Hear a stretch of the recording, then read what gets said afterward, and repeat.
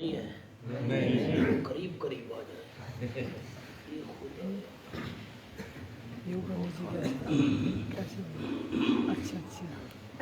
خراب بھی ہے بس اس لیے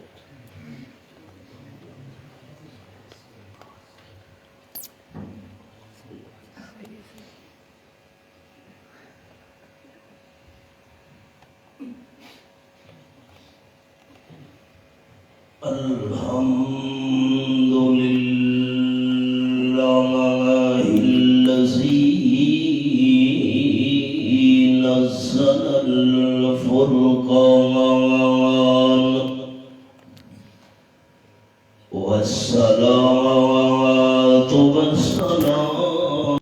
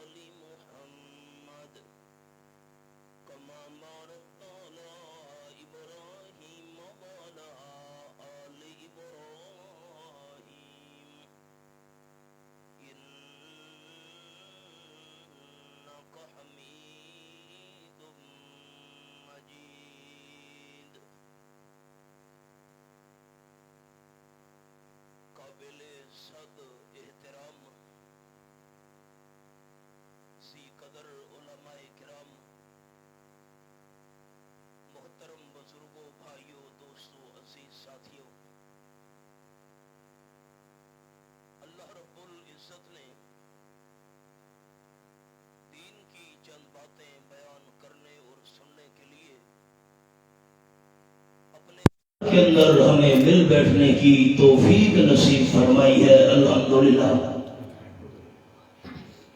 تین باتیں میں نے عرض کرنی ہیں۔ وما توفیقی الا باللہ علیہ توکلت و الیہ انیب۔ آپ صلی اللہ علیہ وسلم کے ایک جلیل القدر صحابی ہے حضرت جریر رضی اللہ تعالی عنہ۔ انہوں نے ایک مرتبہ لوگوں کے سامنے یہ بات بیان فرمائی کہ میں نے رحمت للعالمین صلی اللہ علیہ وسلم کے ہاتھ مبارک پر بیعت کی تھی، اور اس بیعت کے اندر میں نے 3 چیزوں کا اقرار کیا تھا۔ ساری زندگی ان 3 چیزوں کی میں نے پابندی کر لی ہے۔ یہ گویا کہ تاجدار دو عالم صلی اللہ علیہ وسلم سے میرا ایک وعدہ تھا، اسی وعدے کو میں نے پورا کرنا ہے اور نبھانا ہے۔ حدیث پاک کے اندر ان کے الفاظ یہ ہے، بایعت رسول اللہ صلی اللہ علیہ وسلم، آپ صلی اللہ علیہ وسلم کے ہاتھ مبارک پر میں نے بیعت کی تھی، لیکن یہ فرق سن لیں، آپ صلی اللہ علیہ وسلم کی عادت مبارکہ تھی، اگر مردوں سے بیعت لینی ہوتی تھی آپ صلی اللہ علیہ وسلم ہاتھ مبارک سامنے کر دیا کرتے تھے، فرماتے تھے میرے ہاتھ پر ہاتھ رکھ لو، یہ مردوں سے بیعت لینے کا طریقہ ہے۔ اور اگر حبیب کبریاء صلی اللہ علیہ وسلم نے عورتوں سے بیعت لینی ہوتی تھی، اپنی چادر مبارک کا کونا پکڑ لیتے تھے اور چادر لمبی کر کے عورتوں میں بھیج دیا کرتے تھے، فرماتے تھے جو بھی عورت میری چادر کو پکڑتی جائے گی بیعت میں امام الانبیاء صلی اللہ علیہ وسلم سے ہوتی جائے گی۔ اور دوسرا عورتوں سے بیعت لینے کا طریقہ یہ تھا، آپ پانی کا پیالہ منگوا لیا کرتے تھے، پانی کے پیالے کے اندر ہاتھ مبارک ڈال دیا کرتے تھے، فرماتے تھے یہ پانی کا پیالہ عورتوں میں بھیج دو، جو بھی عورت پانی کے پیالے میں ہاتھ ڈالتی جائے گی بیعت میں تاجدار دو عالم صلی اللہ علیہ وسلم سے ہوتی جائے گی۔ یہ 2 طریقے آپ ذرا خیال رکھیں۔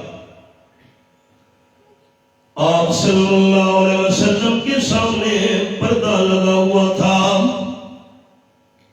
ایک طرف عورتیں بیٹھی تھیں، دوسری جانب رسول اللہ صلی اللہ علیہ وسلم تشریف فرما تھے۔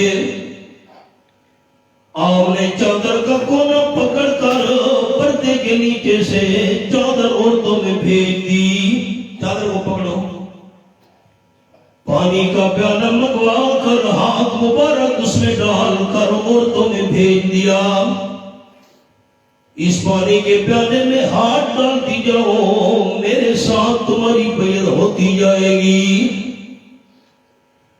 ایک عورت کا نام ہے بی بی اسماء انصاریہ رضی اللہ تعالیٰ عنہا، وہ پردے کے پیچھے سے کہنے لگی حضرت صافحنی یا رسول اللہ صلی اللہ علیہ وسلم، حضرت یہ جو درمیان میں پردہ لگا ہوا ہے میں پردے کے نیچے سے اپنا ہاتھ باہر نکالتی ہوں، جسم نہ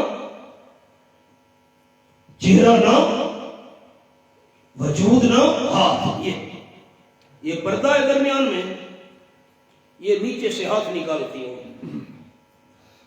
صافینی، جیسے آپ مردوں کے ہاتھ پہ ہاتھ رکھ کر بیعت لیتے ہیں، آپ صلی اللہ علیہ وسلم میرے ہاتھ پر ہاتھ رکھ کر بیعت لیں، تب میرے دل کی تسلی ہوگی۔ آپ ذرا خیال جواب سنانے لگا ہوں۔ میرا عقیدہ، میرے تمام اکابرین کا عقیدہ، اگر رحمت للعالمین صلی اللہ علیہ وسلم اس بی بی اسماء رضی اللہ تعالیٰ عنہ کے ہاتھ پر لے لیتے، دنیا کا کوئی مسلمان آپ صلی اللہ علیہ وسلم پر شک نہیں کر سکتا تھا۔ بے شک۔ آپ ذرا اونچی آواز میں جواب دینا، کوئی مسلمان نبی پاک کے کردار پر شک کر سکتا ہے؟ نہیں۔ جو آپ صلی اللہ علیہ وسلم کے کردار پر شک کرے وہ تو مسلمان ہی نہیں رہ سکتا۔ بے شک۔ تاجدار دو عالم صلی اللہ علیہ وسلم جیسے پاک کردار والا انسان اللہ نے نہ پیدا کیا ہے نہ قیامت تک پیدا کرے گا۔ بے شک۔ اب یہ آپ نے سبق نہیں بھولانا۔ حضرت میرے ہاتھ پر ہاتھ رکھ کر بیعت لو، اس عورت نے کہا میں آپ کو حضور اکرم صلی اللہ علیہ وسلم کے کردار کا ایک نمونہ سنا دوں، پھر میں اسی سبق پر آؤں گا۔ رمضان المبارک کا مہینہ تھا، آپ صلی اللہ علیہ وسلم اعتکاف مسجد نبی میں بیٹھے ہوئے تھے، آدھی رات کا وقت تھا، بالکل ساد حجرہ تھا۔ آپ صلی اللہ علیہ وسلم کی گھر والی حضرت صفیہ رضی اللہ تعالیٰ عنہا مسجد کے اندر آ گئی، رات کا وقت ہے، اس نے کوئی ضروری بات کرنی تھی آپ صلی اللہ علیہ وسلم کے ساتھ۔ بات کرتے کرتے جب واپس جانے لگی، امام الانبیاء صلی اللہ علیہ وسلم بھی ساتھ چل پڑے۔ جیسے یہ سامنے مسجد کا صحن ہے، آپ صلی اللہ علیہ وسلم مسجد کے صحن میں کھڑے ہو کر اپنی بیوی سے باتیں کر رہے تھے۔ پھر میں سبق دہرا رہا ہوں۔ رمضان المبارک، رات کا وقت، مسجد نبی، اعتکاف کی حالت، اپنی بیوی سے باتیں کر رہے تھے۔ ساتھ راستہ تھا، دو صحابی جا رہے تھے، انہوں نے دیکھا اللہ یہ تو امام الانبیاء صلی اللہ علیہ وسلم مسجد میں رات کے وقت کسی عورت سے باتیں کر رہے ہیں۔ وہ دونوں صحابی جلدی جلدی تیز تیز قدموں کے ساتھ چل پڑے۔ آپ صلی اللہ علیہ وسلم نے بھی دیکھ لیا، فرمایا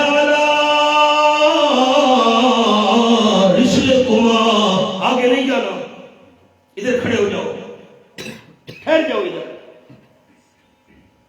دونوں کھڑے ہو گئے۔ ساقی کوثر صلی اللہ علیہ وسلم نے فرمایا جس عورت کے ساتھ میں مسجد کے اندر رات کو باتیں کر رہا ہوں میری اپنی بیوی ہے۔ وہ دونوں حیران ہو گئے، حضرت آپ نے یہ بات ہمیں کیوں بتائی ہے؟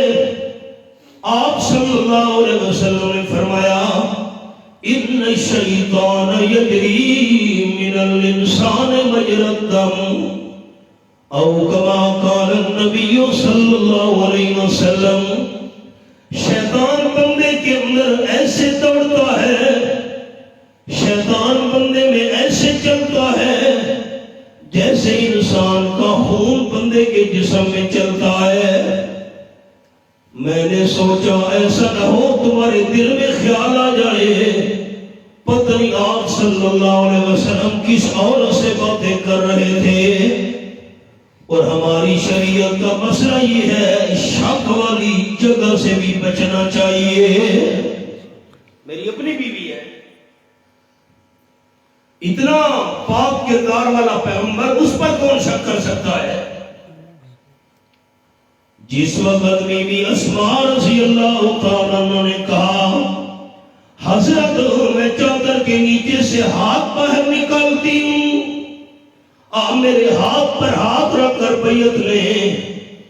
قال النبی صلی اللہ علیہ وسلم انی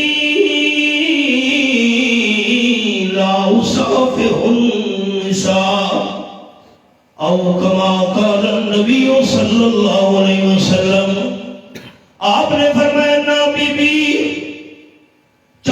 کے نیچے سے ہاتھ باہر نہ نکالنا، بیعت کرنی ہے میری چادر کو پکڑ لو، بیعت کرنی ہے پانی کے پیالے میں ہاتھ ڈال دو۔ آج تک میں در یتیم صلی اللہ علیہ وسلم نے کسی غیر محرم عورت کو ہاتھ کبھی بھی نہیں لگایا۔ یہ ہے کردار ہمارے پیارے پیغمبر کا۔ اب آپ نے انصاف کرنا ہے۔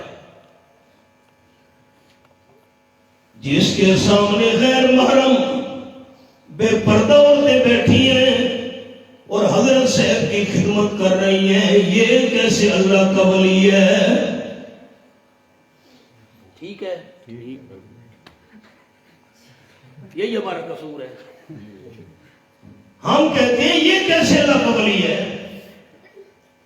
آمنہ کے لال صلی اللہ علیہ وسلم، حضرت عائشہ کے الفاظ ہیں حدیث کی کتابوں میں، ساری زندگی آپ صلی اللہ علیہ وسلم نے کسی غیر محرم عورت کو نہیں دیکھا، ساری زندگی آپ نے کسی غیر محرم عورت کو ہاتھ نہیں لگایا۔ حدیث میں لفظ ہے حضرت عائشہ کے رضی اللہ تعالیٰ، جس کے سامنے بے پردہ غیر محرم عورتیں بیٹھی ہیں، حضرت ان کو دم بھی کر رہا ہے اور حضرت کے سامنے ان کا پردہ بھی کوئی نہیں ہے، یہ کیسے اللہ کا ولی اور بزرگ ہے؟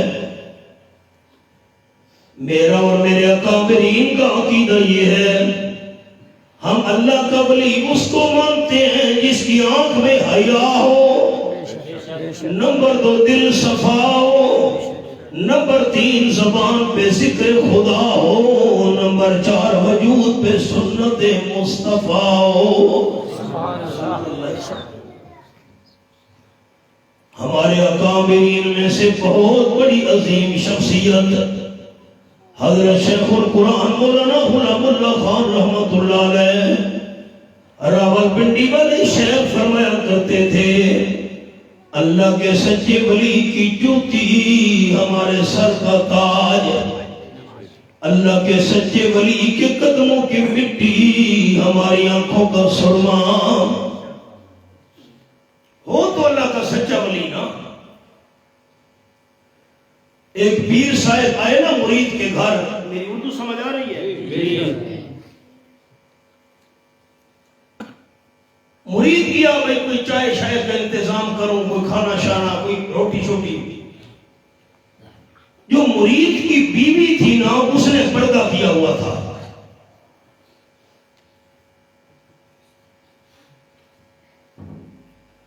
پیر صاحب نے اس کو کہا، بھئی تو میری مریدنی ہے، تو نے پردہ کیا ہوا ہے،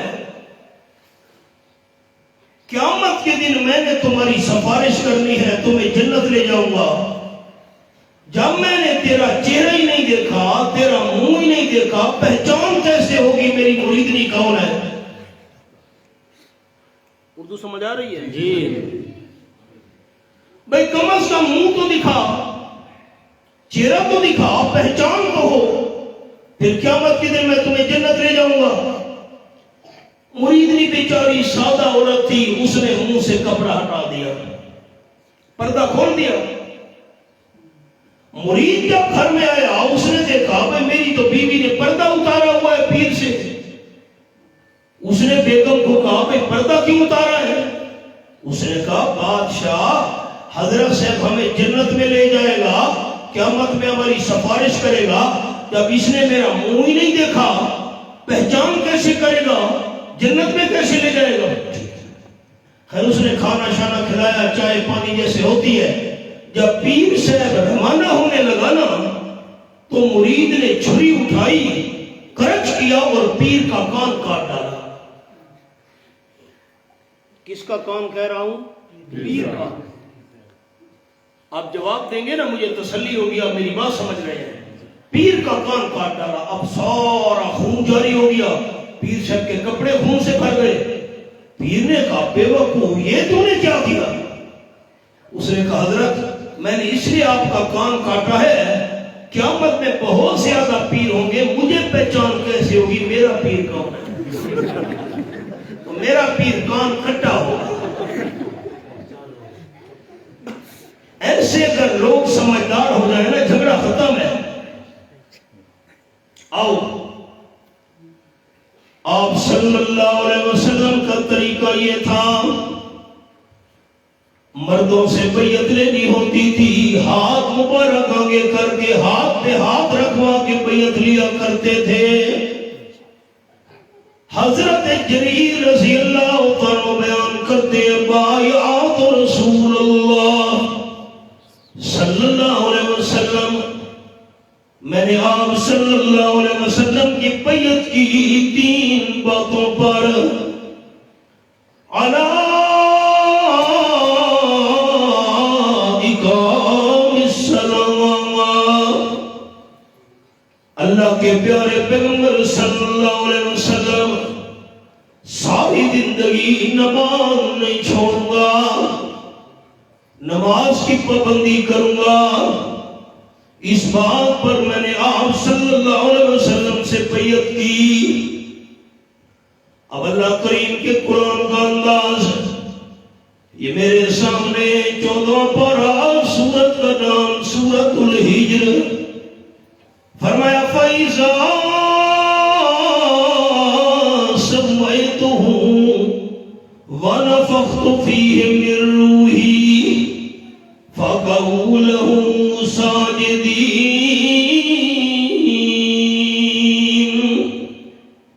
یہ میرے سامنے 14واں پارہ اور آیت نمبر 29 سورت الحجر. اللہ کریم نے تمام فرشتوں کے سامنے اعلان کیا میں اللہ حضرت آدم علیہ السلام کا جسم بنانے والا ہوں. مٹی اور پانی کو ملانے کے بعد اس گارے کو دھوپ میں رکھ دیا جائے گا، دھوپ لگے گی، ہوا چلے گی. یہ جب گارا خشک ہو جائے گا اس سے میں نے آدم علیہ السلام کا جسم بنانا ہے. فَإِذَا سَمَّيْتُهُ، جب میں آدم علیہ السلام کے جسم کو برابر بنا لوں. نمبر 2 وَنَفَخْتُ فِيهِ مِن رُّوحِي، جسم بنانے کے بعد حضرت آدم علیہ السلام کے وجود میں اپنی پیدا کی ہوئی روح پھونک دوں. اضافت تخلیقی، اپنی پیدا کی ہوئی روح جب آدم علیہ السلام کے جسم میں ڈال دوں. تم فرشتوں کے ذمہ کام کیا ہے؟ فَقَعُوا لَهُ سَاجِدِينَ، تمام کے تمام تم فرشتوں نے آدم علیہ السلام کے آگے سجدہ کرنا ہے. اب ذرا خیال، جتنے تک میں اللہ آدم علیہ السلام کے جسم میں روح نہ ڈالوں تم نے آدم علیہ السلام کا سجدہ نہیں کرنا. سجدہ اس وقت کرنا ہے جب آدم علیہ السلام کے جسم میں روح ڈال دوں. کیوں؟ اگر میں اللہ کریم نے آدم علیہ السلام کے جسم میں روح نہ ڈالی اور تم نے آدم علیہ السلام کا سجدہ شروع کر دیا بغیر روح کے خالی جسم کو پتہ نہیں چلے گا کتنا اللہ نے میرا مقام بنایا ہے. سبحان اللہ. کیا مسئلہ سمجھا قرآن میں سے؟ اس جسم کو پتہ تب چلتا ہے جب جسم کے اندر روح موجود ہو. اگر جسم کے اندر روح موجود نہیں ہے خالی جسم کو پتہ نہیں چل سکتا. یہ قرآن ہے. 20واں پارہ، سورت کا نام سورت النمل، پہلا صفحہ. فرمایا کُلَّ يَعْلَمُ مَنْ فِي السَّمَاوَاتِ وَالْأَرْضِ الْغَيْبَ إِلَّا اللَّهُ. یہ میں نے 20واں پارہ کھولا ہوا ہے. نمبر 65 سورۃ النمل۔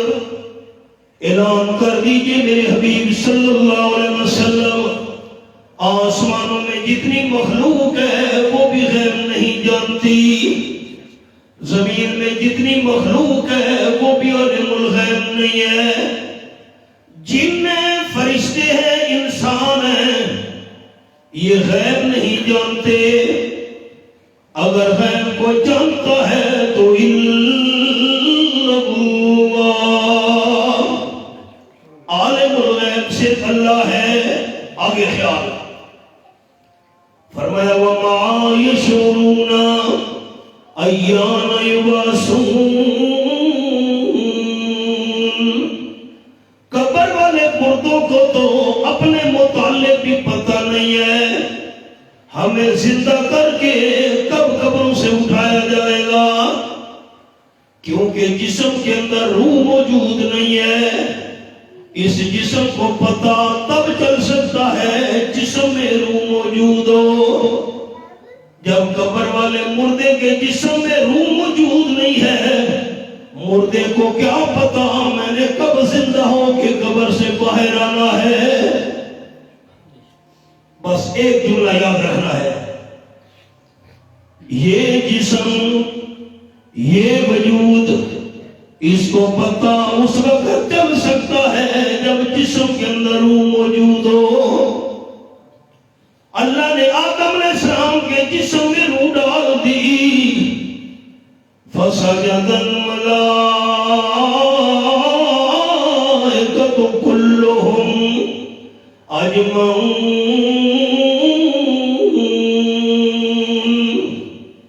یہ سورۃ الحجر 14واں پارہ، اور رب العالمین کی لا ریب کتاب میرے سامنے، تمام کے تمام فرشتوں نے مل کر حضرت آدم علیہ السلام کا سجدہ کیا، لیکن یہ یاد رکھنا ہے میرے احباب، حضرت آدم علیہ السلام کا یہ جو سجدہ تھا عبادت والا سجدہ نہیں تھا۔ عبادت والا سجدہ کسی بھی شریعت میں اللہ کے بغیر کسی کے لیے جائز نہیں ہوا۔ یہ حضرت آدم علیہ السلام کے سامنے سجدہ تعظیمی سجدہ تھا، عزت کے لیے، ادب کے لیے، احترام کے لیے سجدہ تھا، لیکن ہماری شریعت کے اندر انسان کے تعظیمی سجدے سے بھی روک دیا گیا۔ صحابہ کرام نے آپ صلی اللہ علیہ وسلم سے پوچھا حضرت انت کوئی اس کا دلک، عرب سے باہر عجم کے رہنے والے لوگ اپنے بادشاہوں اور سرداروں کے سامنے تعظیمی سجدہ کرتے ہیں، ساری دنیا کے بادشاہ اور سردار مل جائے آپ صلی اللہ علیہ وسلم کی جوتی کی خاک کی شان کا مقابلہ نہیں کر سکتے، آپ ہمیں اجازت دیں ہم آپ کا تعظیمی سجدہ کرنا چاہتے ہیں۔ قال النبی صلی اللہ علیہ وسلم لو كنت آمر لأحد ان يسجد لأحد لأمرت النساء ان يسجدن لأزواجهن۔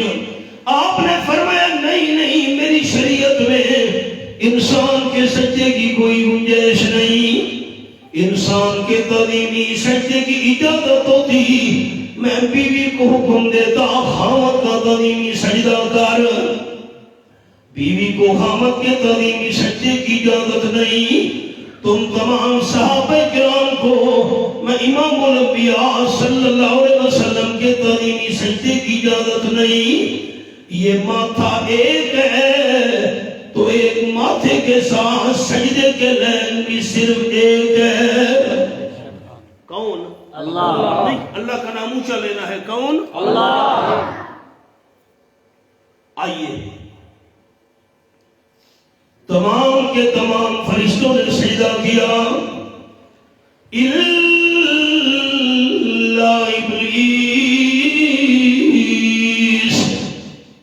ابلیس نے سجدہ نہیں کیا۔ ابلیس تو جن تھا، آپ کا کا بنا ہوا. یہ میرے سامنے 15واں پارہ، سورت کا نام سورت الکہف. اللہ فرماتے ہیں کان من الجن ففسق عن امر ربی. آیت نمبر 50، سورت الکہف 15واں پارہ. ابلیس تو جنوں میں سے جن تھا. اللہ کریم نے تو فرشتوں کو حکم دیا تھا سجدہ کرو نورانی مخلوق. یہ تو آپ کا بنا ہوا تھا ناری، اس نے سجدہ نہیں کیا. 12واں پارہ، یہ 8واں پارہ، سورت کا نام سورت الاعراف. یہ میرے سامنے سورت الاعراف کھلی ہوئی ہے. یہ حوالہ ہے. آیت نمبر 12، قال ما منعك اللہ تسجد اذ امرتک. رب العالمین نے فرمایا ابلیس، فرشتوں کو میں نے حکم دیا آدم علیہ السلام کا تعظیمی سجدہ کرو. تمام فرشتوں نے آدم علیہ السلام کا تعظیمی سجدہ کیا. لیکن ابلیس میں نے تجھے الگ حکم دیا تھا، تو نے آدم علیہ السلام کا تعظیمی سجدہ کیوں نہیں کیا؟ کیا مسئلہ سمجھ آیا؟ فرشتوں کو اللہ نے الگ حکم دیا تھا، ابلیس کو اللہ کریم نے الگ سجدہ کرنے کا حکم دیا تھا. ابلیس نے نہیں کیا. قال انا خیر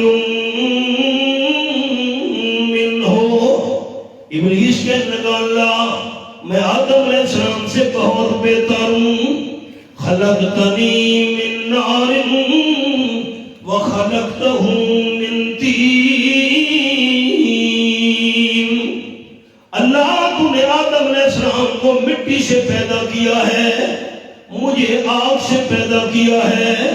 میں کیوں آدم علیہ السلام کے سامنے سجدہ کروں؟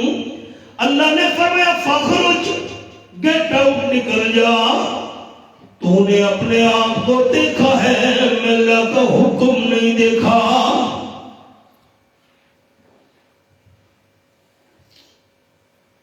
بات تو علمی ہے، بس میں اشارہ کر دیتا ہوں. ابلیس کو اللہ نے لعنتی بنایا. قیامت تک اس نے اللہ کے حکم کے مقابلے میں قیاس کیا تھا. علماء کے لیے جملہ ہے، اول من قاس ابلیس. اللہ کے حکم کے مقابلے میں قیاس کرنا ابلیس کا کام ہے. جہاں اللہ کا حکم آ جائے نا وہاں اپنا ذہن نہیں لڑانا. بس ابلیس تو نے اپنے آپ کو دیکھا، میں اللہ کا حکم نہیں دیکھا. تو نے سمجھا میرا وجود قیمتی ہے، حالانکہ تیرا وجود قیمتی نہیں تھا، میں اللہ کا حکم قیمتی تھا. مولانا روم رحمت اللہ علیہ نے مثال لکھی ہے مسنوی شریف میں. محمود غزنوی بہت بڑا بادشاہ، اس کا ایک نوکر اور غلام تھا ایاز، کالے سیاہ رنگ والا. محمود غزنوی کے سامنے وزیر اعظم کی اتنی عزت نہیں تھی جتنی اس کالے رنگ کے ایاز کی قدر تھی. سارے دربار والے وزیر اور مشیر حسد کرتے تھے، یہ کالے رنگ والا جو نوکر ایاز ہے محمود غزنوی، اس کو کیوں اہمیت دیتا ہے؟ بادشاہ کو پتہ چلا. محمود غزنوی نے امتحان کیا، اپنے خزانے میں سے ایک موتی منگوایا، دربار میں رکھا، وزیر اعظم کو بلایا، اس موتی کو توڑ. کہا توبہ توبہ توبہ توبہ، اس موتی کو توڑ، اتنا قیمتی. 7 بادشاہوں کے خزانے مل کر اس موتی کی قیمت ادا نہیں کر سکتے. نا نا نا نا، میں نہیں توڑتا. دوسرے وزیر کو بلایا، موتی توڑ، اس نے بھی انکار۔ تیسرا، سارے کے سارے وزیر انکار کر گئے۔ اتنا قیمتی موتی ہم ضائع نہیں کرنا چاہتے۔ آخر میں محمود غزنوی نے کالے رنگ کے ایاز کو بلایا، ایاز آؤ۔ ایاز ہے سامنے۔ محمود غزنوی نے کہا اس موتی کو توڑو۔ کالے رنگ والے ایاز نے پتھر اٹھایا، موتی پہ مارا، چور و چور کر دیا۔ وزیر اعظم اور باقی جتنے وزیر مشیر تھے ان کی چیخیں نکل گئیں، بے وقوف ایاز، اتنا قیمتی موتی تو نے برباد کر دیا، بڑا بے وقوف آدمی ہے۔ مولانا روم رحمت اللہ علیہ فرماتے ہیں گفت ایاز مہتران نامور، گفت ایاز مہتران نامور، امر شاہ بہتر بقیمت یا گوہر۔ وزیروں، مشیروں، بے وقوف میں نہیں ہوں، بے وقوف تم ہو۔ تمہارے سامنے موتی قیمتی تھا اور میں کالے رنگ والے ایاز کے سامنے موتی قیمتی نہیں تھا، بادشاہ کا حکم قیمتی تھا۔ یہی معاملہ ابلیس کے ساتھ ہوا۔ ابلیس نے اپنے آپ کو قیمتی سمجھا، اللہ کے حکم کو قیمتی نہیں سمجھا، حالانکہ حکم تھا تو بھی تعظیمی سجدہ کر، ابلیس نے نہیں کیا۔ قرآن پاک کے الفاظ اللہ نے فرمایا اِنَّ عَلَيْكَ اللَّعْنَةَ إِلَىٰ يَوْمِ الدِّينِ۔ یہ الفاظ ہیں آیت نمبر 35۔ نکل جائے ابلیس جنت میں سے، قیامت تک تیرے اوپر میں اللہ کی لعنت نازل ہوتی رہے گی۔ اب خیال، ابلیس نے ایک تعظیمی سجدہ نہیں کیا، عبادت والا سجدہ نا، تعظیمی سجدہ، اللہ کا حکم چھوڑا، ایک تعظیمی سجدہ نہیں کیا۔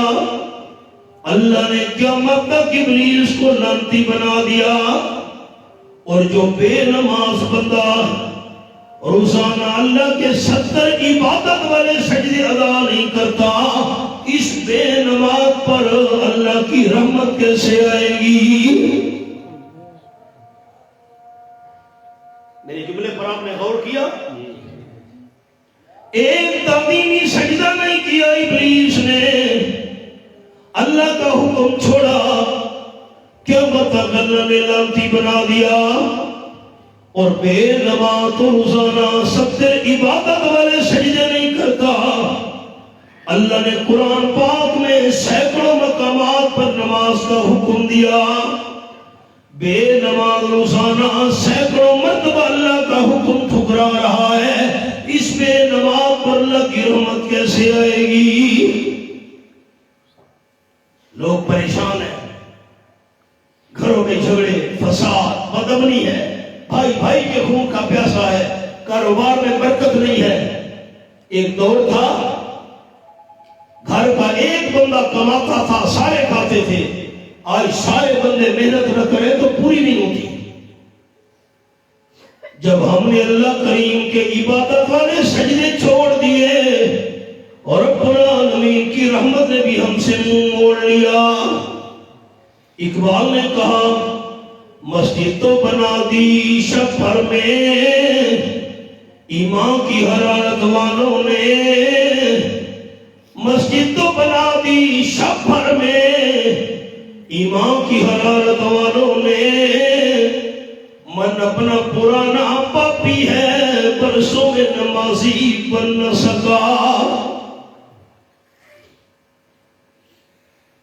اول تو ہم نماز کے لیے مسجد میں آتے نہیں، اگر مسجد میں آ گئے نا سارے دنیا کے خیالات ہمیں نماز میں آتے ہیں۔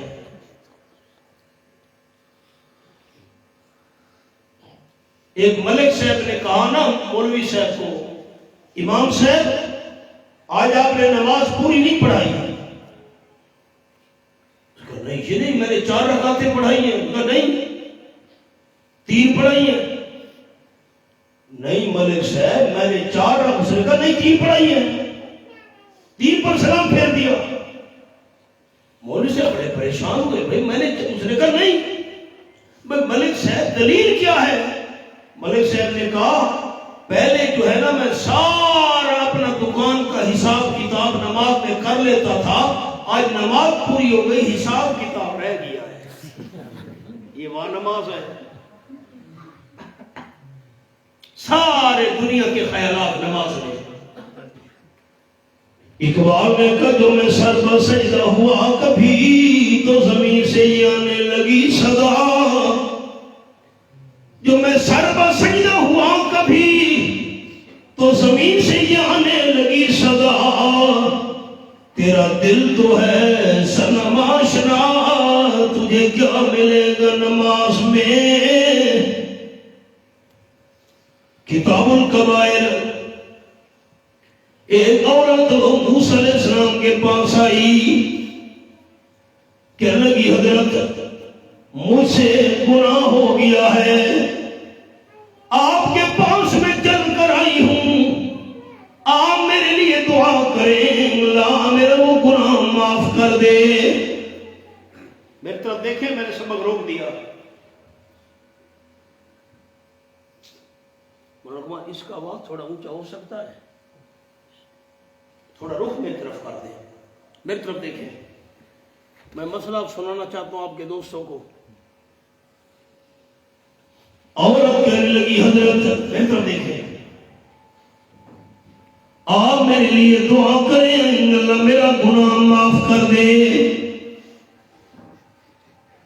حضرت موسیٰ علیہ السلام سے عورت دعا کروانے کے لیے آئی. مسئلہ سمجھ آ گیا. زندہ بندے سے دعا کروانا جائز ہے. اب ٹھیک ہے، میری طرف دیکھیں. زندہ بندے سے دعا کروانا جائز ہے. زندہ آدمی بڑا ہے اس سے بھی دعا کروانا جائز ہے، اور زندہ آدمی چھوٹا ہے اس سے بھی دعا کروانا جائز ہے.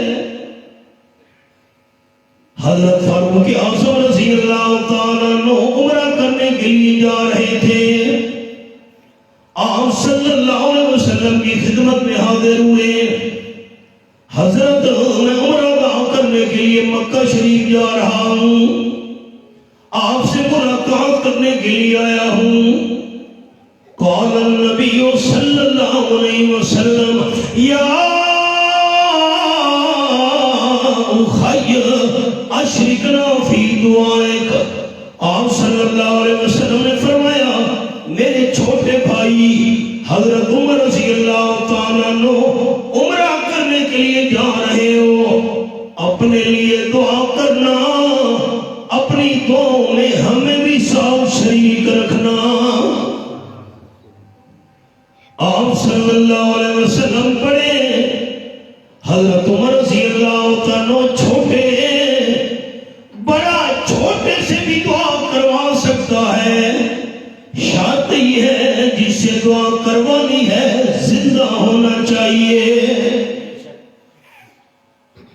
اولاد والدین سے دعا کروائے جیسے، شاگرد استاد سے دعا کروائے جیسے، مرید اپنے مرشد سے دعا کروائے جیسے، اور بالکل الٹ والدین اولاد کو کہیں ہمارے لیے دعا کرو جیسے، استاد اپنے شاگردوں کو کہیں میرے لیے دعا کرنا جیسے، مرشد اپنے مریدوں کو کہے تم میرے لیے دعا کرو، بالکل جیسے. لیکن شرط یہ ہے جس سے دعا کروانی ہے زندہ ہونا چاہیے. ایک بات مجھے بتائیں سارے دوست، اونچی آواز میں بتانا ہے، میں آپ کے لیے دعا کروں گا. آپ کے یہاں خرماتوں میں کوئی فوت ہو جائے تو فوت ہونے والا اپنا جنازہ خود پڑھتا ہے؟ نہیں، حوصلہ کرے نا. سوچ کر جواب دیں. کوئی بزرگ فوت ہو جائے وہ تو اپنا جنازہ خود پڑھے گا؟ نہیں.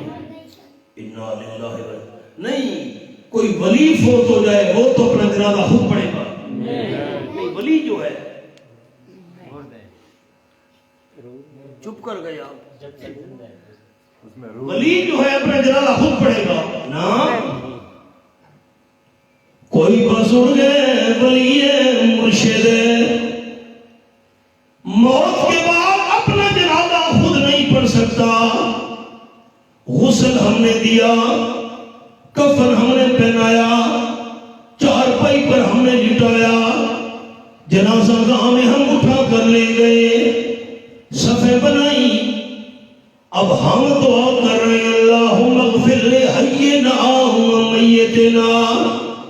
اللہ ہمارے زندہ مسلمانوں کو بھی بخش دے، یہ جو میت سامنے پڑا ہے اس کو بھی بخش دے.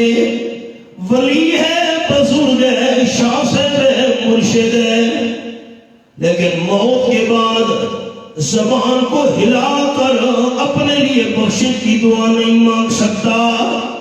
ہماری دعا کا محتاج ہے. پتہ نہیں بات کیوں سمجھ نہیں آ رہی لوگوں کو. سامنے مردہ پڑا ہوا ہے، اپنے لیے دعا نہیں مانگ سکتا، ہماری دعا کا محتاج ہے. اور جب کئی فٹ زمین کے نیچے دفن ہو گیا اب ہمارے لیے دعا کیسے مانگ سکتا ہے؟ کیا مسئلہ سمجھ آیا؟ مردہ سامنے ہے، ہماری دعا کا محتاج. زمین میں دفن کر دیا پھر بھی ہماری دعا کا محتاج. زندہ بندے سے دعا کروانا جائز ہے، اور جو ایمان کی حالت میں فوت ہو گیا اس کے لیے دعا کرنا جائز ہے. بات حل ہو گئی، آگے چلیں. حضرت موسیٰ علیہ السلام کے بعد عورت آئی، حضرت مجھ سے گناہ ہو گیا ہے، آپ میرے لیے دعا کریں اللہ میرے وہ گناہ معاف کر دے. حضرت موسیٰ علیہ السلام نے فرمایا تو نے کون سا گناہ کیا ہے؟ کیوں؟ میرا اور میرے اکابرین کا عقیدہ ساری کائنات کے انسانوں میں سے صرف اللہ کا پیغمبر ہر قسم کے گناہوں سے پاک ہوتا ہے. اللہ کا پیغمبر کبیرہ گناہوں سے بھی پاک، صغیرہ گناہوں سے بھی پاک. اللہ کا پیغمبر بڑے گناہوں سے بھی پاک، چھوٹے گناہوں سے بھی پاک. گناہ کرنا تو بات کی بات ہے، اللہ پیغمبر کے دل میں گناہ کا خیال بھی پیدا نہیں ہونے دیتا. باقی جتنے انسان ہیں انبیاء علیہ السلام کے علاوہ کوئی نہ کوئی غلطی ہو جاتی ہے انسان جو ہوا. موسیٰ علیہ السلام نے فرمایا عورت تو نے کون سا گناہ کیا ہے؟ میں اللہ کے دربار میں دعا کروں گا اللہ اس عورت کا فلاں گناہ معاف کر دے. اور میں الفاظ بڑے محتاط بولوں گا. میں لوز ٹاک کا مخالف ہوں، سنجیدہ بندہ ہوں، اور الفاظ میرے غور سے سننا. عورت نے کانپتے کانپتے کہا، ڈرتے ڈرتے کہا حضرت مجھ سے برا کام ہو گیا ہے، اور برے کام کے بعد میرا بچہ پیدا ہو گیا ہے. میں نے اپنے گناہ کو چھپانے کے لیے بچے کو قتل کر دیا ہے. نہ میرا بچہ ہوگا نہ گناہ کا کسی کو پتہ چلے گا. اگر بچہ زندہ رہتا لوگ مجھ سے پوچھتے ظالمہ تیری تو شادی بھی نہیں ہوئی، بچہ کیسے پیدا ہو گیا؟ اپنے گناہ پر پردہ ڈالنے کے لیے میں نے بچے کو قتل کر دیا ہے. اللہ کے پیارے پیغمبر موسیٰ علیہ السلام آپ میرے لیے دعا کریں اللہ میرا یہ گناہ معاف کر دے. حضرت موسیٰ علیہ السلام نے فرمایا اخرجی یا نکل جا او بری عورت، میں تو تیری شکل بھی نہیں دیکھنا چاہتا. اتنی بڑی گناہگار، ایک برا کام اور پھر بچے کو قتل کر. اخرجی یا فاجرہ، میری محفل میں کھڑی نہ ہو، چلی جا یہاں سے. گناہگار عورت پہلے پریشان تھی، زیادہ پریشان ہو گئی. اللہ کریم نے جبرائیل فرشتے کو موسیٰ علیہ السلام کے پاس بھیج دیا. یہ 16واں پارہ، سورت کا نام سورت مریم.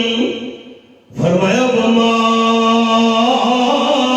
نَتَنَزَّلُ إِلَّا بِأَمْرِ رَبِّكَ، آیت نمبر 64، سورت مریم 16واں پارہ. یہ دیکھیے اللہ آپ کو دیکھنے کے ثواب سے بھی نواز دے گا. یہ حوالہ ہے، یہ میں نے انگلی رکھی ہوئی ہے. جتنے تک اللہ کا حکم نہ ہو فرشتے زمین پہ نیچے نہیں آ سکتے. جبرائیل موسیٰ علیہ السلام کے پاس آیا اللہ کے حکم سے، اور جبرائیل فرشتے نے کہا حضرت موسیٰ علیہ السلام مجھے اللہ نے بھیجا ہے. اللہ فرما رہا ہے آپ نے اس عورت کو مایوس کر کے نکال دیا، اس عورت کو نا امید کر کے واپس کر دیا، اس کے لیے بخشش کی دعا نہیں مانگی. میرے پیارے پیغمبر آپ کا کیا خیال ہے؟ برا کام اور قتل، اس سے بڑا گناہ اور کوئی نہیں دنیا میں. حضرت موسیٰ علیہ السلام حیران ہو گئے، برا کام اور قتل، اس سے بڑا گناہ کون سا ہوگا؟ اللہ نے فرمایا میرے پیارے پیغمبر موسیٰ علیہ السلام، جبریل نے آ کر پیغام دیا یہ دونوں بڑے گناہ ہیں، بڑے جرم ہیں، بڑی اللہ کی نافرمانی والی کام ہے، لیکن جان بوجھ کر ایک فرض نماز چھوڑنا یہ برے کام اور قتل سے بھی بڑا گناہ ہے. آج حالات کیا ہیں؟ پلازے آباد، بازار آباد، چوکے آباد، ڈیرے آباد، سینما آباد، کلب آباد، اور اللہ کا گھر ویران. کیسے رحمت آئے؟ ہماری مائیں اور بہنیں نماز نہیں پڑھتی، شادی پر جانا ہو روزانہ 4 سوٹ تبدیل کرتی ہیں، اور نماز کا وقت ہو جائے بہانہ بناتی ہیں کہ بچے نے میرے کپڑے پلیت کر دیے، میں کیسے نماز پڑھوں. پھر افسوس کی بات اور سنیے، عورت نے ناخن پالش لگائی ہوئی ہے. ناخن پالش لگانے والی عورت وضو کرے وضو نہیں ہوگا. ناخن پالش لگی ہوئی ہے، غسل کرے غسل نہیں ہوگا. ناخن پالش لگانے والی عورت کا جسم ناپاک ہے، قرآن پاک کو ہاتھ بھی نہیں لگا سکتی. اس کا جسم ناپاک ہے، قرآن پاک کی تلاوت بھی نہیں کر سکتی. ناخن پالش لگانے والی عورت کا جسم ناپاک ہے، نماز بھی نہیں پڑھ سکتی. ناخن پالش لگی ہوئی ہے، موت آ گئی، اس کو غسل دیا گیا، اس کا جسم پاک نہیں ہوا، اس کا جنازہ پڑھنا بھی جائز نہیں ہے. اور ہمارے حالات یہ ہیں کہ ہم ناخن پالش بازار سے خرید کر گھر میں لے آتے ہیں کہ یہ لگا. ہمارا کوئی گناہ نہیں ہے، ہمارا کوئی قصور نہیں ہے. اور بات سنیے، قال النبی صلی اللہ علیہ وسلم رب قاسیات آریات مائلات میلات.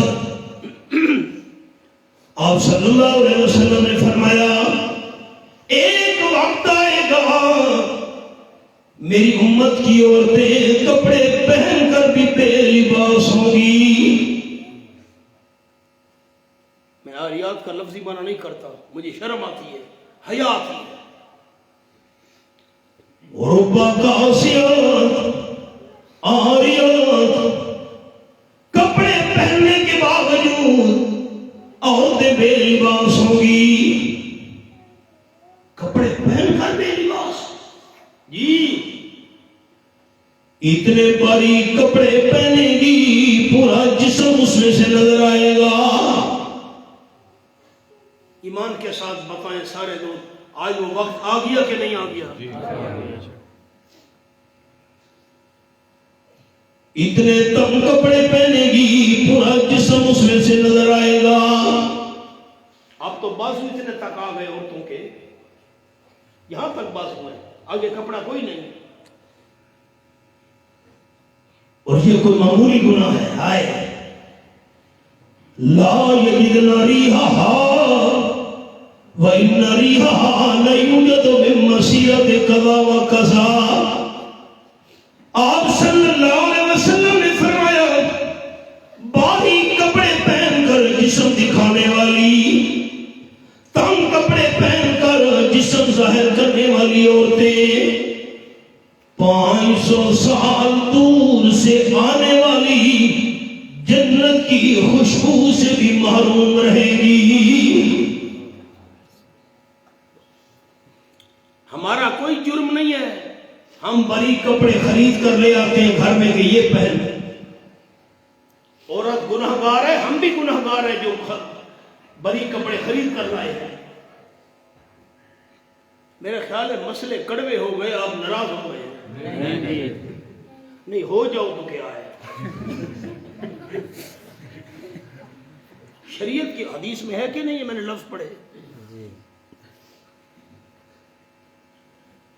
قال النبی صلی اللہ علیہ وسلم ان المرأة اذا استعطرت فمرت بالمجلس فهي زانیہ.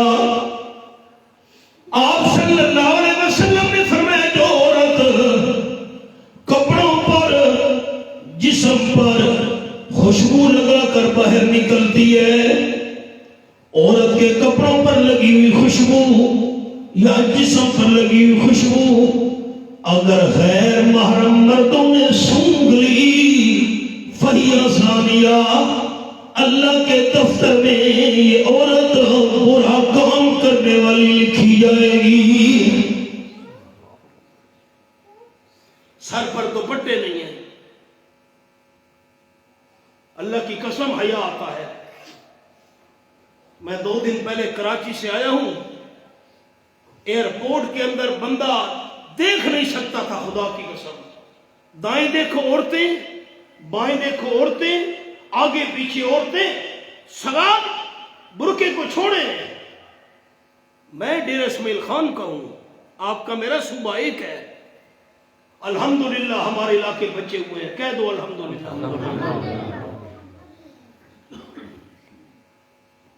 اسلام آباد ایئرپورٹ، کراچی ایئرپورٹ، پھر کراچی میں اور اسلام آباد میں. اللہ کی قسم بندہ بیان نہیں کرتا، کیسے بندہ نظر بچائے؟ شریعت کا حکم ہے نظر بچاؤ، نظر نہیں بچتی. ادھر دیکھیں تو بے پردہ عورتیں، ادھر دیکھیں بے پردہ عورتیں، آگے پیچھے بے پردہ عورتیں. اللہ کی رحمت کیسے آئے ہم پر؟ بے پردہ نظر آئی کل جو چند بیبیاں اکبر زمین میں غیرت قومی سے گڑ گیا.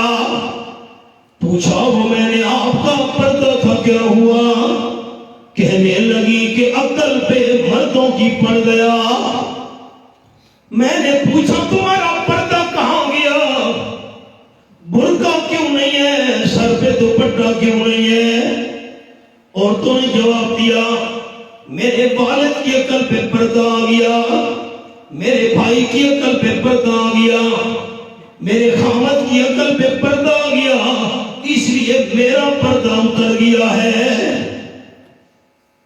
عورت کے سر پر دوپٹہ باریک ہے، جسم پر کپڑے باریک ہیں، سر کے بال نظر آ رہے ہیں، جسم کپڑوں میں سے نظر آ رہا ہے، عورت نماز پڑھے نماز نہیں ہوگی۔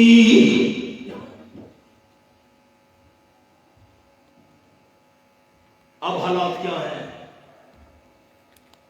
یہ 18واں پارہ، سورت کا نام سورت النور ہے۔ اللہ کریم فرماتے والے یضربن بخمرہن علی جیوبہن، یہ میں نے آیت کھولی ہوئی ہے، یہ آیت نمبر 31 سورت النور 18واں پارہ۔ اپنے گھر کے اندر والد ہے، بھائی ہے، بیٹا ہے، خامد ہے۔ اللہ فرماتے ہیں مسلمان عورت اپنے گھر کے اندر، میں باہر کی بات نہیں کر رہا، اپنے گھر کے اندر اپنے دوپٹے کے ساتھ، اپنے دوپٹے کے ساتھ محرم بندے ہیں، والد ہے، بھائی ہے، بیٹا ہے، میں مثال دے رہا ہوں، اپنے گھر کے اندر محرم بندے موجود ہیں، لیکن اپنی چادر کے ساتھ دوپٹے کے ساتھ اپنے سینے کو ڈھانپ کر رکھ۔ اب حالات یہ ہیں پاکستان میں، گھر تو گر رہا، باہر دوپٹے اتر گئے۔ ہائے ہائے کیسے برکت اور رحمت آئے۔ آئیے سبق پر ایک اور حوالہ بھی سن لیں، یہی آیت ہے۔ فرمایا وَلَا يَضْرِبْنَ بِأَرْجُلِهِنَّ لِيُعْلَمَ مَا يُخْفِينَ مِن زِينَتِهِنَّ، یہ پہلی سطر اس صفحے کی۔ اپنے گھر کے اندر عورت کام کر رہی ہے، کھانا پکا رہی ہے، کپڑے دھو رہی ہے، جھاڑو دے رہی ہے۔ فرمایا مسلمان عورت اپنے گھر کے اندر کام کرتے وقت زور کے ساتھ زمین پر پاؤں نہ رکھنا۔ اگر تو نے زور کے ساتھ زمین پہ پاؤں رکھا، تیرے پاؤں والے زیور کی آواز گھر سے باہر پرایا بندہ نہ سن لے۔ عورت کے زیور کی آواز باہر نہیں جانی چاہیے۔ علماء تشریف فرمائے، مسئلہ پوچھے ان سے۔ عورت گھر میں نماز پڑھ رہی ہے، نماز کے اندر عورت نے اونچی آواز سے قرآن پڑھ لیا، الحمدللہ رب العالمین الرحمن الرحیم، اونچی آواز سے۔ اگر نماز والی تلاوت کی آواز گھر سے باہر کسی پرائے بندے نے سن لی، عورت کی نماز ٹوٹ گئی۔ عورت حج کرنے کے لیے جا رہی ہے، عورت عمرہ کرنے کے لیے جا رہی ہے، مرد میں تو اونچی آواز سے پڑھنا ہوتا ہے لبیک اللہم لبیک۔ عورت حج اور عمرے پر جا رہی ہے، اونچی آواز سے عورت کو لبیک کہنے کی اجازت نہیں ہے۔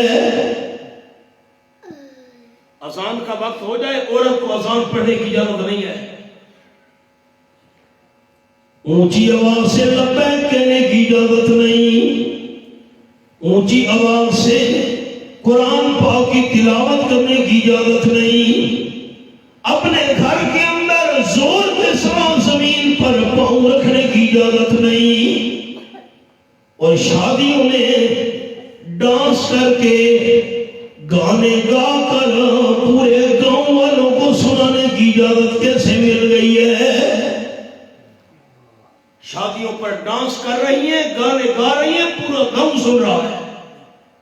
قرآن کی آواز پرایا بندہ نہ سنے، لبیک کی آواز دوسرا بندہ نہ سنے، زیور کی آواز گھر سے باہر دوسرا بندہ نہ سنے، اور عورت گانے گاتی رہے، پورا گاؤں سنتا رہے، رحمت کیسے آئے گی؟ اب آپ ناراض ہو گئے، مسئلے سخت ہو گئے نا۔ ہائے ہائے افسوس خدا کی قسم. آئیے سبق پر. حضرت جریر رضی اللہ تعالیٰ بیان کرتے ہیں بایعت رسول اللہ صلی اللہ علیہ وسلم علی اقام الصلاۃ. میں نے آپ صلی اللہ علیہ وسلم کے ہاتھ پر بیعت کی تھی ساری زندگی نماز نہیں چھوڑوں گا. دوسری بات وَإِيتَاءِ الزَّكَاةِ. اللہ کریم نے مجھے مال دیا نصاب پورا ہو گیا. صاحب نصاب ہونے کے بعد سال کے بعد 40واں حصہ زکات کی ضرور ادا کروں گا. ہم اللہ کے نام کا حصہ نہیں نکالتے مال کم ہو جائے گا. ہائے ہائے سال بعد 1 روپیہ 40 میں سے سال بعد 100 روپے میں سے 2.5 روپے سال بعد وہ بھی اللہ کے نام پر دینے کے لیے ہم تیار نہیں ہے. گندم ہوئی اسے بھی کرنے کے لیے تیار نہیں ہے. نتیجہ یہ ہے کوئی نہ کوئی مصیبت بیماری پریشانی میں اللہ مبتلا کر دیتا ہے. اس سے کئی گنا زیادہ رقم نکل جاتی ہے اور وہ گناہ بھی سر پر کھڑا ہے. حضرت عائشہ رضی اللہ تعالی عنہ نے روزہ رکھا ہوا تھا. سارا دن گزرا افطاری کا وقت قریب تھا. ایک اللہ کے نام پر سوالی نے روٹی مانگی. میں بھوکا ہوں محتاج ہوں فقیر ہوں اللہ کے نام کا سوال ہے. حضرت عائشہ رضی اللہ تعالیٰ عنہ نے ایک روٹی تیار کرائی تھی. گھر میں کوئی کھانے پینے کی چیز نہیں ہے. ایک روٹی تھی افطار کے لیے رکھی ہوئی تھی. جب اللہ کے نام پر یہ ایک روٹی اٹھا کر اللہ کے نام پہ سوال کرنے والے کو دے آؤ. نوکرانی کہنے لگی خادمہ. لوڈی نے کہا حضرت عائشہ رضی اللہ تعالیٰ عنہ ایک روٹی ہے گھر میں کوئی کھانے کی چیز نہیں. ایک روٹی ہم نے فقیر کو دے دی. آپ روزہ کس چیز سے افطار کریں گی؟ پانی کے علاوہ تو کچھ نہیں گھر میں. سارا دن بھی آپ نے روزہ رکھا. ایک روٹی بھی اللہ کے نام پر دے. بھائی دے آؤ روٹی. میں جو کہہ رہی ہوں خادمہ نے روٹی اٹھائی اللہ کے نام پر دروازے پہ آنے والے سوالی کو دے دی. ابھی افطاری کا وقت قریب تھا. ایک صحابی نے پوری بھونی ہوئی بکری کا گوشت بھیج دیا. اتنی ساری روٹیوں کا ڈھیر پوری بکری بھونی ہوئی سالن. خادمہ نے کہا امی جان حضرت عائشہ رضی اللہ تعالیٰ عنہ یہ جو فلاں صحابی نے پوری بکری بھونی ہوئی بھیجی ہے اتنا روٹیوں کا ڈھیر بھیجا ہے آج تک پوری زندگی میں اس نے آپ کے گھر میں کوئی چیز نہیں بھیجی تھی. آج کیسے خیال آ گیا؟ امی جان حضرت عائشہ رضی اللہ تعالیٰ عنہ کا یقین تھا رب العالمین کی ذات پر پختہ اور پکا. ایک روٹی اللہ کے نام پر دی. ایک کے بدلے میں اللہ نے روٹیاں بھی بہت ساری دے دی اور ساتھ کھانے کے لیے اللہ نے بھونے ہوئے گوشت کا انتظام کر دیا. یہ ہماری غلط سوچ ہے. اللہ کے نام پر دیں گے تو چیز کم ہو جائے گی. حضرت جریر رضی اللہ تعالیٰ فرماتے ہیں میں نے آپ صلی اللہ علیہ وسلم کے ہاتھ پر بیعت کی، نماز نہیں چھوڑوں گا، زکوٰۃ ادا کروں گا، والنصح لکل مسلم، جتنی بھی میری زندگی باقی ہے ہر مسلمان کی خیر خواہی کروں گا، کسی مسلمان بندے کی بدخواہی نہیں کروں گا، کسی مسلمان کے لیے بری سوچ نہیں رکھوں گا۔ اب آپ کو اس کی مثال سناؤں ان کی زندگی میں سے۔ حضرت جریر رضی اللہ تعالیٰ عنہ نے اپنے نوکر کو بھیجا، منڈی میں جاؤ میرے لیے گھوڑا لے آؤ۔ منڈی میں گھوڑے بک رہے ہیں، ایک گھوڑا لے آؤ۔ نوکر چلا گیا، گھوڑے کا سودا کر کے لے آیا، گھوڑے کا مالک بھی ساتھ تھا۔ حضرت گھوڑا لے آیا میں، کتنے پر سودا ہوا؟ نوکر نے کہا 300 درہم۔ حضرت جریر رضی اللہ تعالیٰ کہنے لگے گھوڑے کا مالک تو راضی ہے؟ جی میں 300 درہم پر راضی ہوں۔ حضرت جریر رضی اللہ تعالیٰ نے فرمایا اگر میں تجھے 400 درہم دے دوں پھر تیرا کیا خیال ہے؟ بسم اللہ، میں تو 300 پر راضی تھا، 400 دینا چاہتے ہیں۔